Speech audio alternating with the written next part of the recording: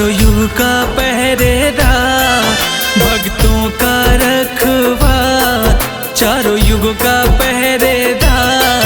मेरे बाबा बजरंगी पुकार सुन लो, मेरे बाबा बजरंगी पुकार सुन लो।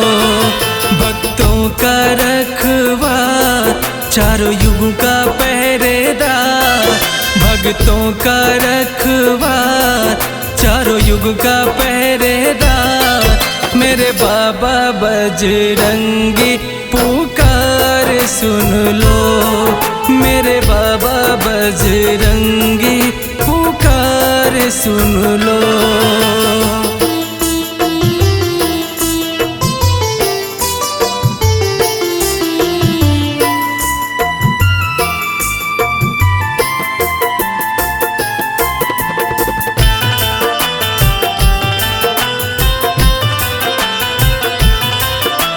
शिव अंत अवतारी, तेरी महिमा है न्यारी, दुखों को हरने वाले हे बाबा संकटहारी।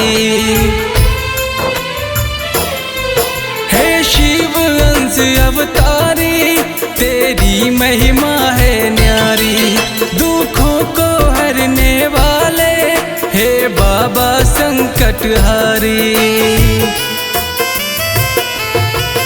कष्टों का खेवनहार, जग सृष्टि का आधार, कष्टों का खेवनहार, जग सृष्टि का आधार।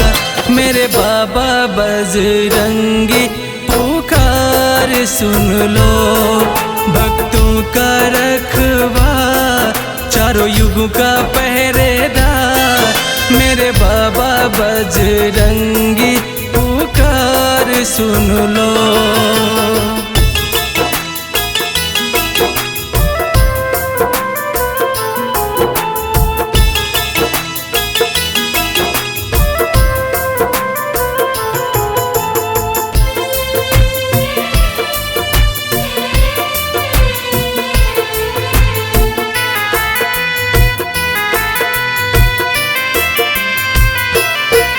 हे राम भक्त हितकारी, हे बाबा मंगलकारी, झोली को भरने वाले हे महावीर बलधारी।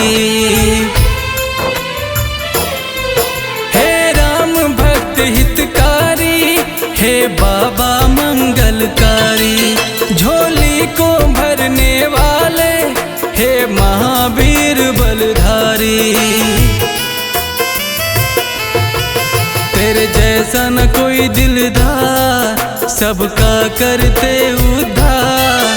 तेरे जैसा न कोई दिलदार, सबका करते उद्धार। मेरे बाबा बजरंगी पुकार सुन लो, भक्तों का रखवार, चारों युग का पहरेदार। मेरे बाबा बजरंगी पुकार सुन लो।